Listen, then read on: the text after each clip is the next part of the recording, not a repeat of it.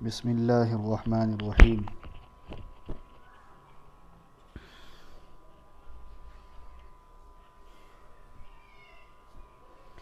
صفحہ نمبر 41 کھولیے۔ فصل الواجب بحکم الامر نوعان اداء وقضاء فالاداء عبارة عن تسلیم عین الواجب الى مستحقه والقضاء عبارة عن تسلیم مثل الواجب الى مستحقه ثم الاداء نوعان کامل وقاصر فالكامل مثل أداء الصلاة في وقتها بالجماعة أو الطواف متوضئا وتسليم المبيع سليما كما اقتضاء العقد إلى مشتري وتسليم الغاصب العين المغصوبة كما غاصبها وحكم هذا النوع أن يحكم بالخروج عن العهدة وعلى هذا قلنا الغاصب إذا باع المغصوب من مالك أو رهنه عنده أو وهبه له وسلمه إليه يخرج عن العهدة۔ یہاں تک بات ہو گئی تھی۔ خلاصہ کلام یہ ہے کہ امر کی دو قسمیں ہیں، ادا اور قضا۔ ادا کی تعریف یہ ہے کہ عین واجب کو اس کے مستحق کے پاس پہنچا دینا، اور قضا کہتے ہیں کہ مثل واجب کو اس کے مستحق تک پہنچا دینے کو۔ پھر ادا کی دو قسمیں نکلی تھی، ادائے کامل اور ادائے قاصر، اور ادائے کامل کی تعریف کی جا رہی تھی کہ مثل اداء الصلاۃ فی وقتها بالجماعہ، کہ نماز کو اس کے جماعت کے ساتھ اور اس کے وقت کے ساتھ،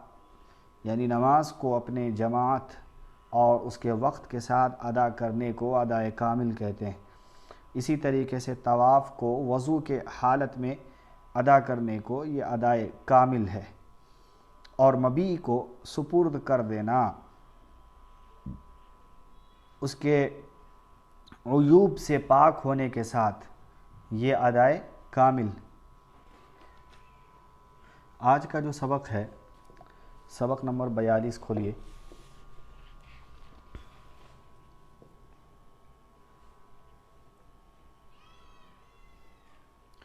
بات چل رہی تھی کہ اگر کسی شخص نے یہ قاعدے کلیہ یاد رکھیے کہ جو شے مغصوب ہے، یعنی اصل چیز کو ادا کر دینا، یعنی ادا کی جو تعریف آپ نے پڑھا تھا کہ عین واجب کو اس کے مستحق تک پہنچا دینا، عین واجب کو اس کے مستحق تک پہنچا دینا، تو مستحق تک جب عین واجب کو پہنچایا جائے گا بغیر کسی نقص کے ساتھ، عین واجب ہی کہتے ہیں اس کو کہ اس کے اندر کوئی تفرقہ نہ ہو، کوئی نقص نہ ہو، کوئی کمی اور زیادتی نہ ہو، یعنی جیسا سامان ہے اس کو ویسا ہی اس کے مالک تک پہنچا دینے کا نام عین واجب ہے۔ جب یہ ادا ہے، جب یہ بات سمجھ میں آ گئی کہ عین واجب کو پہنچا دینے سے ادا کہلاتا ہے، تو اس کے اوپر بہت سارے مسئلے متفرع ہوں گے۔ مثال کے طور پر کہ ایک شخص ہے، اس نے مال کو غصب کیا، مال کو غصب کرنے کے بعد اس مال کو اس کے مالک کے پاس جا کر کے بیچ دیا، یا پھر اس مالک کے پاس جا کر کے رہن رکھ دیا، یا اس کو ہبہ کر دیا، یا اس کے سپرد کر دیا، تو جب یہ مالک کے پاس وہ مال پہنچ گیا، مال پہنچ جانے کے بعد جب اس مالک کے ہاتھ میں اسی کا مال جو غصب کیا جا چکا تھا جب اس کے ہاتھ میں آ گیا ہے، تو اب جو غصب کیا ہے وہ بری الذمہ ہو جائے گا، دوسری مرتبہ اس کو جو ہے دینے کی ضرورت نہیں، بلکہ وہ مال اس کے مالک تک پہنچ گیا ہے۔ اب مالک جو ہے پیسہ بھی نہیں دے گا اگر اس کو بیچا ہے تو، یعنی جو ہے سامان لے کر کے پیسہ جو دیا جاتا کرنے کی ضرورت نہیں ہے، فوراً وہاں پہ ختم ہو جائے گا، اس کا وہ مال مل گیا، اب وہ معاملہ ہی ختم۔ جیسے کہ رہن رکھا جاتا ہے تو رہن رکھنے کے بعد اس کو دوبارہ دینا ضروری ہوتا ہے، لیکن یہاں پر دینا ضروری، بلکہ اس کا سامان مل گیا ہے تو معاملہ ختم ہو گیا۔ اسی طریقے سے ہبہ ہے، تو ہبہ جو ہے، ہبہ کا جو معاملہ ہوتا ہے کہ بھائی ایک احسان ہوتا ہے، تو وہ چیز بھی ختم ہو جاتا ہے، یعنی شے جو اصل مالک کے پاس اس کی ملکیت پہنچ گئی ہے، اس کی جو ہے مبی یعنی اس کی جو مغصوبہ شے ہے وہ پہنچ گیا ہے، تو پہنچ جانے کے بعد جو اوپر جو قیودات تھے یعنی ہبا کے قیود تھے اور جو ہے بیع کے قیود تھے اور اسی طرح رہن وغیرہ کا تھا، وہ معاملہ ختم ہو جائے گا، وہ قیودات ہٹ جائیں گے. اب وہ مالک کے پاس وہ سامان پہنچ گیا تو یہی اصل مال کو مالک تک پہنچا دینا ہے، یعنی عین واجب کو اس کے مالک تک پہنچا دینا ہے، اسی کا نام ادا ہے. تو اسی کی یہ تعریفات اور اس کے ضمن میں مسئلہ متفرع کیا جا رہا ہے. اسی کے متعلق ذرا اور آگے چل کے اور وضاحت ہے، اس کو بھی دیکھ لیجئے. لیکن اتنی بات یاد رکھیے کہ وَيَلْغُ مَا صَرَّحَ بِهِ، یعنی جو وضاحت ہوئی ہے وہ تمام کی تمام چیزیں وضاحت کے طور پہ، یعنی ہبا اور رہن اور مغصوب، یہ ساری کی ساری چیزیں جو ہے نا لغو ہو جاتی ہے، پھر باقی نہیں رہتی. مالک کے پاس اس کا مال پہنچ گیا، اب ختم ہو جائے گا. لیکن جو ہے مال مغصوب کا یعنی عین واجب کا پہنچنا واجب ہے، ضروری ہے. اگر کمی زیادتی ہوئی ہے تو پھر اس کی بھرپائی وہ اس سے کیا جائے گا، لیا جائے گا. لیکن پورا ہو بہو مال اس تک پہنچ گیا ہے تو اب کچھ کرنے کی ضرورت نہیں، دوبارہ وہ شخص دے گا بھی نہیں کیونکہ مال اس کو مل چکا ہے مالک. اسی طریقے سے مثال کے طور پر کہ ایک آدمی ہے، اس نے جو ہے غصب کیا کھانا غصب کیا، اور غصب کرنے کے بعد اسی کے مالک کو اسی کا کھانا کھلا دیا. فرض کر لیجئے کہ روٹی کسی کے گھر سے چوری ہو جانے کے بعد وہ روٹی جو چور تھا اس نے کسی حیلہ اور بہانے سے اس کو لا کر کے یعنی ہبا کر دیا کہ بھائی ہم آپ کو روٹی ہدیہ دیتے ہیں. اب ہدیہ دینے کے بعد جب وہ روٹی کھا لیا تو اب جب روٹی کھا لیا تو اس سے دوبارہ مانگا نہیں آئے گا کہ تو نے چوری کیا تھا تو وہ والا روٹی دو، بلکہ کہا جائے گا کہ تم اپنی جو ملکیت تھی یعنی تمہارا جو سامان تھا تم نے تو کھا لیا، ہم نے تم کو دوسرے طریقے سے لا کے دے دیا تو ادا ہو گیا. بات سمجھ رہے ہیں؟ تو یہی مطلب ہے کہ عین واجب کو اس کے مالک کے پاس سپرد کر دیا گیا تو یہ ادا کہلائے گا، یہ قضا نہیں کہلائے گا. یہی. اور نماز کی جو مثال دی گئی تھی کہ نماز کو وقتوں میں ادا کرنا، تو نماز کا مالک چونکہ رب العالمین ہے، اب اس کا جو سامان اس کو بعین ہی جس طریقے سے وقت کے ساتھ اور اس کے صفتوں کے ساتھ اور جماعت کے ساتھ پورے قیودات جتنے بھی تمام کے تمام چیزوں کے ساتھ ادا کیا گیا نماز کو، اور جب نماز کو ادا کیا گیا تو گویا کہ اللہ کا جو ملکیت تھا اس کو پورا کیا گیا، تو یہ ادا کہلائے گا. یہ عام فہم زبان کے اندر یہ جو مثالیں دی جا رہی ہے یہ عام فہم زبان ہے. اسی طریقے سے کہ کپڑا غصب کیا، کپڑا چوری کیا، ایک شخص نے کپڑا چوری کیا اور بعد میں وہ کپڑا جو ہے نا اسی مالک کو پہنا دیا دوسرے طریقے سے، بات ختم ہو جائے گی. تو اب یہ نہیں کہا جائے گا کہ اب دوبارہ لا کے دو. لیکن اتنی بات یاد رکھیے کہ ان چیزوں میں اگر فرض کر لیجئے کہ آٹا غصب کیا اور آٹا غصب کرنے کے بعد وہ سوچ رہا ہے کہ میں آٹا دوں گا تو پکڑا جاؤں گا، لہٰذا اس نے روٹی بنا کر کے دیا، تو اب عین شے کو یعنی عین واجب کو مالک کے پاس سپرد کرنا نہیں پایا گیا. کیوں؟ کہ ہو سکتا ہے کہ اس آٹے کا وہ کچھ اور بنانا چاہ رہا ہو، تم روٹی بنا کے دے دیے. تو یہاں پر دیکھو فتنہ فساد پایا گیا ہے. اسی وجہ سے دھوکہ دہی کی وجہ سے یہ اب جائز نہیں ہوگا. دوسری مثال کپڑے کی کہ کچا کپڑا کسی نے چرایا اور چرانے کے بعد جب اس کو لوٹانا تھا تو بہانہ اور ہیلا تلاش کرنے وہ سوچا کہ بھائی اس کو جو ہے نا سل دیتے ہیں اور سل کر کے دے دیتے ہیں تاکہ پکڑائیں گے بھی. اب اس کپڑے کو جو ہے نا اس کا اسی کے ناپ کا سلا کر کے اس کو جا کر کے دے دیا اور وہ پہن لیا، تو اب جو ہے نا نہیں پایا گیا، یعنی عین واجب کو سپرد کرنا نہیں پایا گیا. وجہ اس کی یہ کہ ہو سکتا ہے اس کپڑے کا وہ کسی اور کو کچھ سلا کر کے دینے والا ہو، تم اس کا کپڑا سلا کے دے دیے، یا کچھ اور کام میں لانا چاہ رہا ہو. تو یہاں پہ فتنہ فساد پایا گیا، لہٰذا اب یہ عین واجب کو ادا کرنا نہیں ہوا، لہٰذا وہ قضا ہوگا. اب بھرپائی کرنی پڑے گی اس کو. ہاں، جو سامان جیسا ہے جس طریقہ اسی طریقے سے جا کر کے اسی نہج پر جا کر کے اس کو دے دیا تو اب یہ جو ہے ادا کہلائے گا، قضا نہیں کہلائے گا. اتنی بات یاد رکھیے. لیکن یہ بات یاد رکھیے کہ یہ امام اعظم ابو حنیفہ کے نزدیک ہے. امام شافعی فرماتے ہیں کہ اگر کسی نے جو ہم نے تعریف بیان کی ہے ادا کی، یہ جو مثالیں دی ہیں کہ فرض کر لیجئے کہ کسی نے مال غصب کیا اور غصب کرنے کے بعد اس کو بعین ہی مال کو دے دیا ہبہ کے طور پر، یا پھر اسی دوسرے طریقے سے یعنی جو ہے رہن رکھ دیا یا ہبہ کر دیا، یا پھر اس کو جو ہے بیچ دیا اس کے ہاتھ میں، یعنی مالک تک پہنچا دیا، تو کہہ رہے ہیں کہ ادا نہیں ہوگا۔ بات سمجھ رہے ہیں؟ وہ کہہ رہے ہیں کہ ادا نہیں ہوگا۔ دوسری مثال میں فرض کر لیجئے کہ بھائی کسی نے روٹی جو ہے غصب کیا،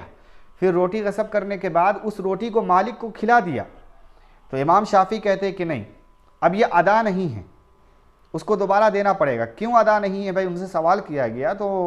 انہوں نے جواب دیا کہ دیکھو یہ دھوکہ دہی ہے، یعنی دھوکے سے اس کو کھلا دیا گیا۔ اگر اس کو معلوم ہوتا کہ یہ میرا مال ہے تو کھاتا ہی نہیں۔ جیسے کہ قصہ بڑا مشہور ہے نا کہ جو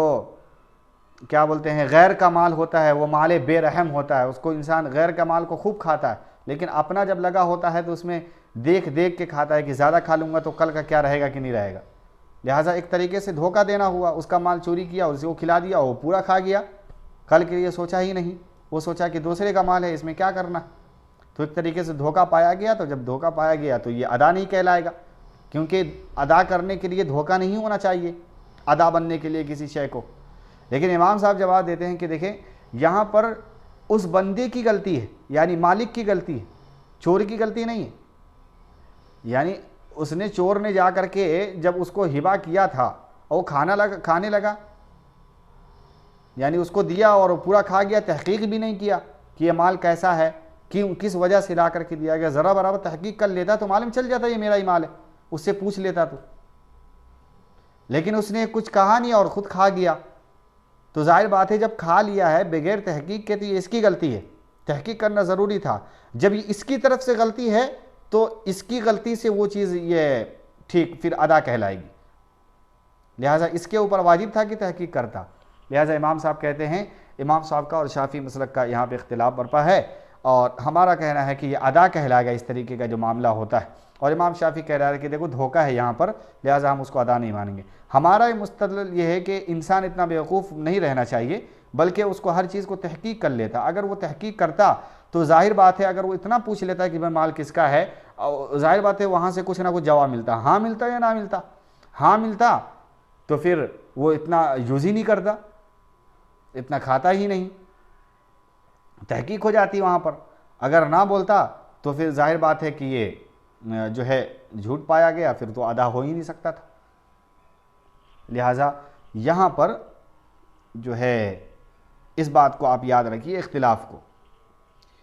تو فرمانے کہ وَلَوْ غَصَبَ طَعَامًا فَإِطْعَامَهُ مَالِكُهُ وَهُوَ لَا يَدْرِي أَنَّهُ طَعَامُهُ،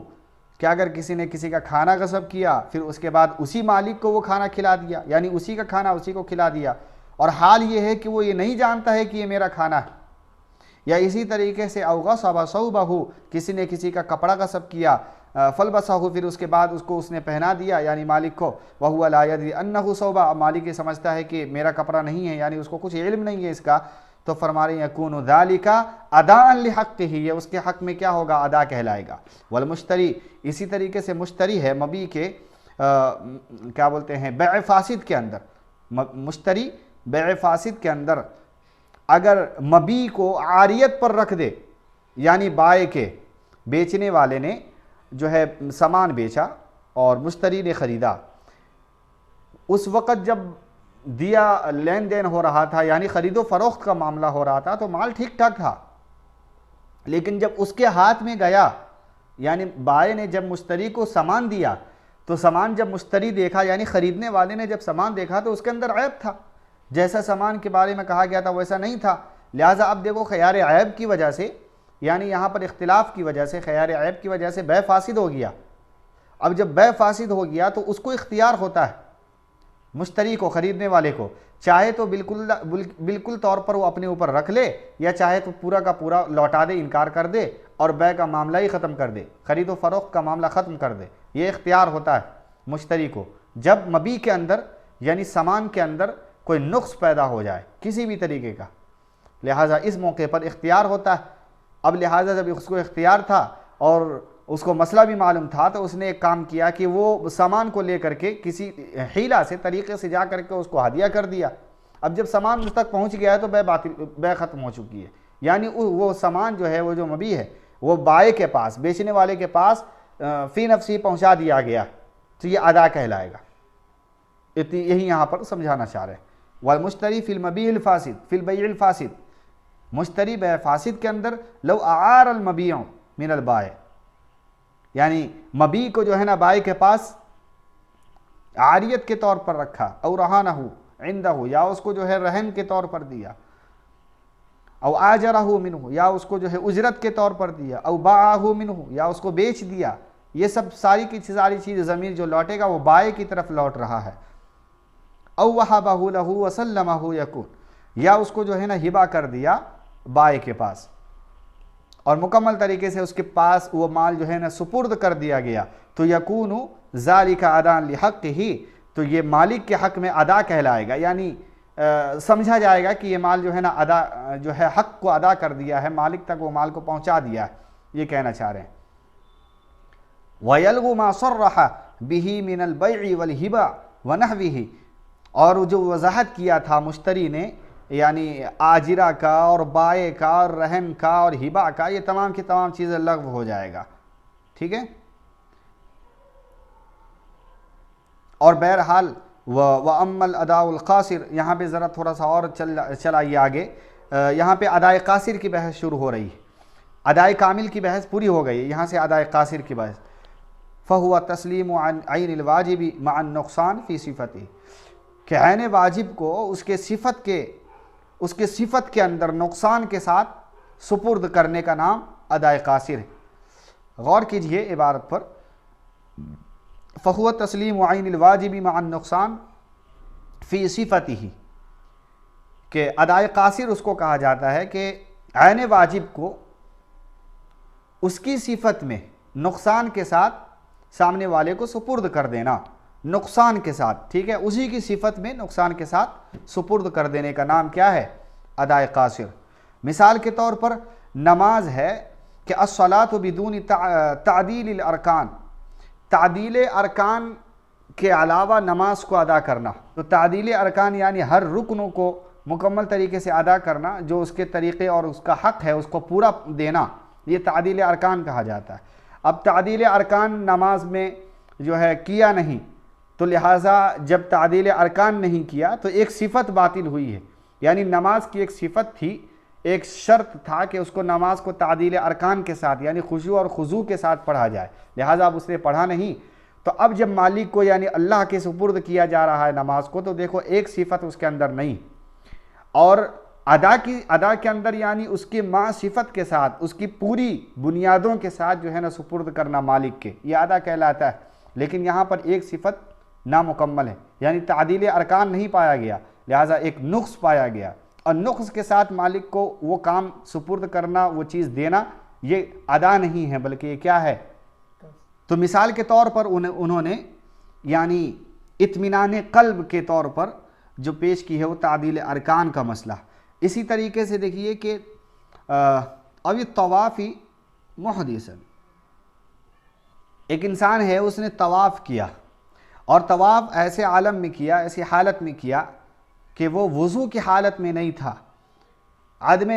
وضو کی حالت میں اگر کسی نے طواف کیا تو دیکھو یہ طواف جو ہوتا ہے، یعنی طواف جو فرض ہے حج کا، جو رکن ہے، اس کو وضو کے ساتھ کیا جائے، جیسے کہ میں نے حدیث بھی پیش کی تھی اس سے پہلے جب طواف کا مسئلہ آیا تھا، اس کے اندر بتایا تھا کہ یہ نماز کے مثل ہے، اور نماز چونکہ وہاں پر نماز نبی علیہ الصلوۃ والسلام نے 2 نمازیں پڑھی ہیں جماعت کے ساتھ حضرت جبریل کے، اور ظاہر بات ہے کہ جب جماعت کے ساتھ پڑھا گیا تو وضو بھی رہا ہوگا،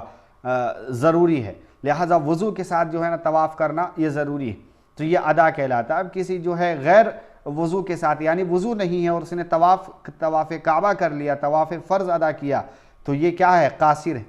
ادائے کامل نہیں ہے، یہ کیا ہے؟ ادائے قاصر ہے۔ مبی کو جو ہے نا سپرد کیا گیا، مبی کو لوٹایا گیا، لیکن ایسے حالم میں لوٹایا گیا کہ وہ مبی دین کی صورت میں اس کے اوپر واجب ہے، یا پھر اس کے اندر جو ہے جنایت کی صورت یعنی جرم کی صورت ہے، تو مبی جو ہے غلام کو لے لیجئے مثال کے طور پر کہ غلام ہے، اور غلام جب مبی اس کو دینے کا تھا تو دینے سے پہلے اس مالک کے اوپر دین آ گیا، اور اتنا دین آ گیا کہ اس غلام جو ہے نا وہ غلام اس کو جو ہے دینا پڑے گا، وہ غلام کے بقدر۔ اسی طریقے سے کوئی ایسا کام کر دیا، کسی کا ہاتھ پیر توڑ دیا، تو یہ جرم ہے، اس جرم کے بنیاد پر پھر اس سے جو ہے وصولا جائے گا۔ لہٰذا اب دیکھو وہ اس مبی کے اوپر جو ہے نا دین یعنی اس اصل مالک کے اوپر دین آ گیا ہے اور جرم آ گیا ہے، لہٰذا وہ جرم اس کے اوپر نکلے گا۔ اب یہ جب مبی کو سپرد کرے گا تو اس عالم میں سپرد کیا کہ اس کے اوپر دین مشغول تھا یا پھر جرم مشغول تھا، تو اس عالم میں بھی یہ ادائے قاصر ہے یا ادائے کامل نہیں۔ اسی طریقے سے بھئی ایک مغصوب شے یعنی غاصب نے مغصوب شے کو واپس کیا، لیکن ایسے عالم میں واپس کیا کہ اس کے اوپر قتل کا جرم تھا، اور قتل کے جرم میں وہ مباح الدم تھا، یعنی اس کو بھی قتل کیا جاتا، لہٰذا وہ اپنے غلام کو آگے بڑھائے گا کہ اس کو قتل کر دو۔ لہٰذا جب اس کے اوپر وہ غلام کے اوپر دیت میں قتل جو ہے قصاص میں قتل کرنا ضروری ہے، اب اس کو جو ہے مبی کے طور پر بیچ رہا ہے، تو دیکھو یہاں پر ایک صفت مفقود ہے یعنی ملکیت، تو اب یہاں پر بھی وہ قاصر مانا جائے گا۔ اسی طریقے سے آگے کہ دونوں چیزیں دین اور جنایت یعنی جرم کا جو ہے تکرار ہونا، ایسے وقت میں کہ غاصب کے پاس وہ چیز پائی جائے تو پھر اس کے اندر جو ہے قاصر پائی جائے گی، ادائے قاصر پایا جائے گا۔ اسی طریقے سے کھڑے اور کھوٹے سکے کے متعلق کہ جب دیا تو کھڑا جو ہے سکہ دینا تھا یعنی اچھا سکہ دینا تھا، اب دے رہا ہے اس موقع پہ تو اس سکے کے اندر کھوٹا پن آ جاتا ہے، لہٰذا یہاں پر بھی جو ہے ایک صفت کے مفقود ہونے کی وجہ سے کامل صفت سپرد نہیں کی جا رہی ہے، لہٰذا یہاں پہ ادائے قاصر ہوگا۔ اسی طریقے سے جب یہ چیز ہو رہا تھا تو یعنی بیچنے والے کو یہ معلوم نہیں تھا، ان تمام چیزوں کا علم نہیں تھا، پھر بھی یہ چیزیں اس کے اوپر لاگو ہوگی۔ اس کا حکم کیا ہے ادائے قاصر کا؟ اس کے متعلق فرمایا کہ انہ ان امکن جبر النقصان بالمثل، فرما رہے ہیں کہ نقصان کا یعنی قصور کا، نقصان و قصور کا جو ہے تلافی اگر مثل کے ذریعے ممکن ہو، نقصان و قصور کا تلافی اگر مثل کے ذریعے ممکن ہو تو اس کی بھرپائی جو ہے مثل کے ذریعے کی جائے گی، یعنی جبر بھی کہ اس کی جو نقصان کی بھرپائی کی جائے گی وہ کس کے ذریعے کی جائے گی؟ اسی مثل کے ذریعے کی جائے گی۔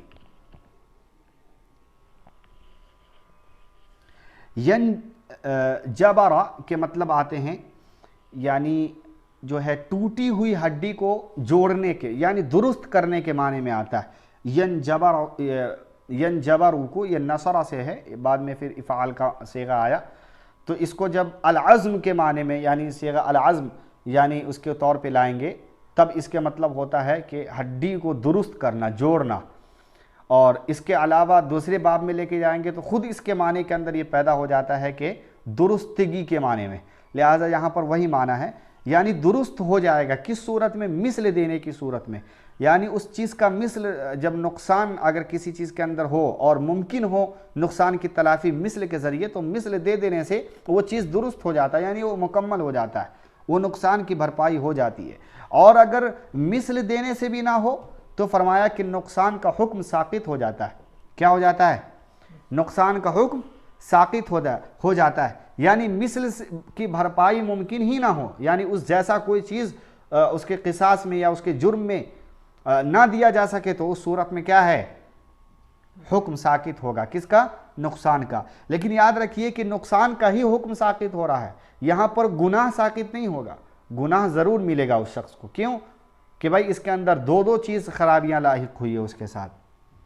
جب یہ حکم آپ کو بتا دیا گیا اس کا تو اس کے اوپر بہت سارے مسئلے مستنبط ہوتے ہیں، وہ دیکھ لیجئے۔ وعلی ھذا، اسی پر مسئلے مستنبط ہو رہے ہیں۔ اذا ترک تعدید الارکان فی باب الصلاۃ، کہ نماز کے متعلق کہ اگر کسی نے تعدیل ارکان کو چھوڑ دیا، نماز میں تعدیل ارکان کو اگر کسی نے ترک کر دیا تو فرمارے لا یمکن تدارکہ بالمثل، کہ اب جو ہے نا مثل کے ذریعے اس کا تدارک ممکن نہیں ہے، اس کو پورا نہیں کیا جا سکتا ہے۔ کیوں ایسا ہے؟ کہ تعدیل ارکان کا کوئی مثل ہے ہی نہیں بندے پر، تعدیل ارکان کا کوئی مثل بندے پر نہیں ہے۔ لیکن یہاں پر جو ہے کیوں نہیں ہے، اس کے متعلق بھی سوال ہو سکتا ہے۔ تو یاد رکھیے کہ تعدیل ارکان ایک صفت ہے۔ تعدیل ارکان اس عبارت سے سمجھ میں آ رہا ہے کہ مصنف علیہ الرحمہ ان چیزوں کو یعنی جو ہے تعدیل نماز کے اندر ان چیزوں کو واجب جو سجدہ سہو واجب کے چھوٹنے سے جو سجدہ سہو واجب ہوتا ہے، تو ان چیزوں کو چھوٹنے پر سجدہ سہو مان رہے ہیں جو مستقل فی ذات ہو، ایسا واجب جو مستقل فی ذات ہو، جو وجودی اعتبار سے خود ذات ہو، اگر اس کو چھوڑا جائے تو پھر سجدہ سہو واجب ہوتا ہے۔ لیکن اگر صفت ہو تو صفت کے چھوڑنے سے سجدہ سہو واجب نہیں ہوگا۔ یہ مصنف کی عبارت بتا رہی۔ لہٰذا اب دیکھیے کہ تعدیل ارکان ایک صفت ہے، مستقل ذات نہیں ہے، مستقل کوئی رکن نہیں ہے وہ، بلکہ ایک صفت ہے کہ جیسے کہ سجدہ کرنا یہ مستقل ایک ذات ہے، صفت کیا بولتے ہیں، ایک ذات ہے مستقل۔ لیکن سجدہ کو جلدی کرنا ایک صفت ہے، سجدہ کو تاخیر کرنا ایک صفت ہے۔ تو جو صفت ہے، صفت کے چھوٹنے سے مصنف کی عبارت بتا رہی ہے کہ اگر واجب ہے اور واجب کی اگر صفت چھوٹ رہی ہے تو اس سے سجدہ سہو واجب نہیں ہو، لیکن اگر وہ ذات ہی چھوڑ دیا جائے جو واجب ہے تو پھر سجدہ سہو واجب ہوگا۔ یہ بات مفہوم کو یاد رکھیے۔ امام اس کے علاوہ اپنے احناف ہی میں اختلاف پایا جاتا ہے صاحبین کا۔ صاحبین کہتے ہیں کہ اس کے برعکس، ٹھیک ہے، یہ امام اعظم ابو حنیفہ کا مسلک آپ کو ذکر کیا گیا۔ وَعَلَى هَذَا إِذَا تَرَكَ تَعْدِيلُ الْأَرْكَانِ فِي بَابِ الصَّلَاةِ، تو اگر کسی نے نماز کے اندر تعدیل ارکان کو چھوڑ دیا تو لا يُمْكِنُ تَدَارُكُهُ بِالْمِثْلِ، فرمارے کہ مثل کے ذریعے اس کی بھرپائی، اس کا تدارک اس کو نہیں پایا جا سکتا ہے۔ اِذْ لَا مِثْلَ لَهُ عِنْدَ الْعَبْدِ، اس لیے کہ بندے کے پاس اس کا کوئی مثل ہے ہی نہیں۔ ظاہر بات ہے کہ اس کا مثل نہیں ہے۔ اگر مثل مانیں گے تو کیسے مانیں گے؟ ہر ایک طریقے سے خرابی واقع ہوتی ہے۔ اگر فرض کر لیا جائے کہ اس صفت کی وجہ سے نماز کو ہی باطل کر دیتے ہیں اور یہ کہتے ہیں کہ بھائی نماز اثر نو پڑھو، تو ظاہر بات ہے صفت کی وجہ سے اصل چیز مفقود ہو رہی ہے، اور یہ جائز نہیں۔ اصل چیز کی وجہ سے فرع تو مفقود ہو سکتا ہے، فرع ختم ہو جائے گا، لیکن فرع سے اصل چیز کو یہ کرنا یہ مناسب نہیں، ٹھیک نہیں۔ لہٰذا اگر یہ کر لیا جائے کہ اس صفت کو الگ سے ادا کیا جائے، یعنی اس ذات کو الگ سے ادا کیا جائے، سجدے کے اندر جو ہے تعدیل ارکان چھوٹا ہے تو نماز کے بعد دوبارہ اچھے سے سجدہ کر لیا جائے، اگر یہ طریقہ اپناتے ہیں یہ بھی جائز نہیں۔ یعنی ایک رکن کو 2 مرتبہ ادا کرنا لازم آئے گا، اور نماز کے سلسلے میں ایسی کوئی بات نہیں کہ ایک رکن کو 2 مرتبہ ادا کیا جائے، تو دونوں طریقے سے خرابی واقع ہوتی ہے یہاں پر۔ لہذا کہا گیا کہ تعدیل ارکان کا کوئی مثل ہے ہی نہیں بندے کے اوپر جو اس کو ادا کیا جائے، اتنی بات یاد رکھیے۔ فَيَسْقُطُ، تو یہ کیا ہو جائے گا؟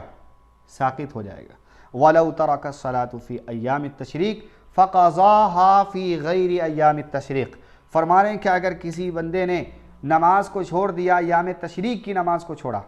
ایام تشریق جس کے اندر جو ہے اللہ اکبر لا الہ الا اللہ واللہ اکبر کا جو مسئلہ ہے جو پڑھا جاتا ہے ہر نماز کے بعد 9 ذی الحجہ سے 13 ذی الحجہ تک، تو ان ایام میں جو نماز ادا کی جاتی ہے فرض نمازیں، ان فرض نمازوں کے بعد یہ تکبیر کہنا ضروری۔ لہٰذا اگر کسی نے ان نمازوں میں سے کسی ایک نماز یا تمام کی تمام نمازیں کسی نے چھوڑ دیا، ایام تشریق کی نمازیں، ایام تشریق کی نماز کو چھوڑا اور بعد میں یعنی غیر ایام تشریق میں اس نماز کی قضا کر رہا ہے، تو مسئلہ یہ ہے کہ بھائی وہ جو ایام تشریق جو پڑھی جاتی ہے ان دوسرے غیر ایام تشریق میں اس کو لوٹایا جائے گا، یعنی بلند آواز سے ایام تشریق کے وہ کلمات ادا کیے جائیں گے؟ اس پر اختلاف۔ امام صاحب فرماتے ہیں کہ نہیں، ایام تشریق کے اندر جو تشریق پڑھی گئی وہی اسی ٹائم یعنی جو وقت چل رہا ہے ایام تشریق کا اسی کے اندر جائز ہے۔ اگر اس نمازوں کو غیر ایام تشریق کے اندر پڑھ رہا ہے، یعنی دوسرے وقتوں میں ایام تشریق کے پورے اوقات گزر گئے، اب جب دوسرے وقت میں قضا کر رہا ہے تو ان نمازوں کے بعد پھر زور زور سے تکبیر نہیں پڑھے گا، کیونکہ جو حکم جتنا تھا وہ ختم ہو چکا ہے، اب اصل چیز کو ادا کرے گا، اب وہ ختم ہے، کیونکہ اس کا بالمقابل کوئی مثل موجود نہیں، مثل موجود ہوتا تو کیا جاتا۔ اسی طریقے سے مسئلہ یہ ہے کہ امام صاحب نے فرمایا، ایک اور مسئلہ سن لیجئے اس کے ضمن میں، کہ ایک آدمی ہے جس کی اس سال کی 2022 کے ایام تشریق قضا ہو گئی نمازیں، اب 2023 میں اس کی قضا کر رہا، اور کب کر رہا؟ ایام تشریق کے دن میں، جو 9 سے 13 کے درمیان ہے، اسی میں جا کر کے قضا کر رہا ہے۔ تو مسئلہ یہ اختلافی ہے کہ بھائی ایام تشریق کی جو نماز قضا ہوئی ہے اور اس کو ادا کیا جا رہا ایام تشریق کے دنوں میں، لیکن دوسرے دنوں میں، آئندہ سال کے دنوں میں، تو کیا ان نمازوں کے بعد ایام تشریق کے کلمات زور زور سے کہے جائیں گے یا نہیں کہے جائیں گے؟ امام صاحب کہتے ہیں نہیں کہے جائیں گے۔ تیسرا مسئلہ کہ اگر ایام تشریق کی نماز قضا ہوئی، فرض کر لیجئے کہ 10 کی قضا ہو گئی اور 11ویں کے دن پڑھ رہے ہیں، یعنی ایک دن کے بعد، تو دیکھو ایام تشریق کے لمحات چل رہے ہیں، ایام چل رہے ہیں، لہٰذا جب ایام چل رہے ہیں اور وہی ایام ہے، اسی سال کے ایام ہیں، لہٰذا اب جب کرے گا تو پھر ادا کرے گا، یعنی قضا کرے گا تو اب کرے گا، لیکن جب وقت گزر جائے تو اس کے بعد نہیں کرے گا۔ امام شافعی فرماتے ہیں کہ کرے گا۔ یہاں پر اختلاف، اتنی بات سمجھیے کہ ایام تشریق کے اندر جو قضا نمازیں ہیں، اس کو غیر ایام تشریق کے اندر جب پڑھا جائے گا تو پھر ایام تشریق بلند آواز سے نہیں، بلکہ وہ مفقود ہو گیا، اس کا کوئی مثل نہیں ہے۔ اور ہمارا مستدل یہ ہے کہ عین واجب کو سپرد کرنا ہی ادا کہلاتا ہے۔ اگر اس کے اندر نقص آیا، کمی آیا، تو اس کا اگر مثل موجود ہے تو مثل ادا کیا جائے گا، مثل موجود نہیں ہے تو وہ چیز ختم ہو جائے گی، ہاں گناہ جو ہے وہ ختم نہیں ہوگا، گناہ ملے گا، اس بات کو یاد رکھیں۔ تو فرمایا کہ فَقَضَاهَا فِي غَيْرِ أَيَّامِ التَّشْرِيقِ لا يُكَبِّرُ، تکبیر نہیں کہی جائے گی، لِأَنَّهُ لَيْسَ لَهُ التَّكْبِيرُ بِالْجَهْرِ شَرْعًا، کہ تکبیر اس بندے کے اوپر شریعت کی طرف سے جہرن یعنی بلند آواز سے نہیں ہے۔ وَقُلْنَا،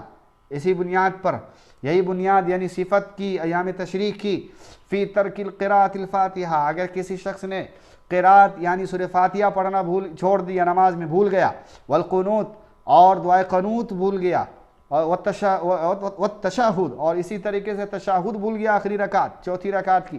اور تکبیرات العیدین، عیدین کی تکبیرات جو ہے نا چھوڑ دیا، تو اس صورت میں مسئلہ یہ ہے کہ انہو ینجبر بالسہو، یعنی سجدہ سہو کے ذریعے اس کی تلافی ممکن ہے، اس نقصان کی تلافی ممکن ہے، تو سجدہ سہو کیا جائے گا۔ دیکھو یہاں پر مثل موجود ہے، لیکن اس لیے وہاں پر مثل ادا کیا جائے گا،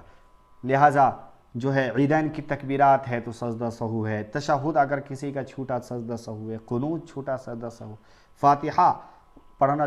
چھوڑ دیا، بھول گیا تو سجدہ سہو ہے۔ بات سمجھ رہے ہیں؟ اتنی بات سمجھ میں آ گئی، کیونکہ مثل موجود ہے، جس چیز میں مثل موجود نہیں ہے پھر وہ ساقط۔ وَلَوْ طَافَ طَوَافًا الْفَرْضَ مُحْدِثًا، اسی طریقے سے اگر کسی نے طواف کیا، طواف فرض، ایسی حالت میں کیا کہ وہ بے وضو تھا، محدث تھا، حدث کے عالم میں تھا، تو فرما رہے يَنْجَبِرُ ذَلِكَ بِالدَّمِ، کہ دم کے ذریعے اس کی تلافی درست ہے، وہ درست ہو جائے گا۔ جیسے میں نے کہا کہ جو طواف ہے، طواف وضو کے ذریعے کیا جائے گا، میں نے حدیث بار بار،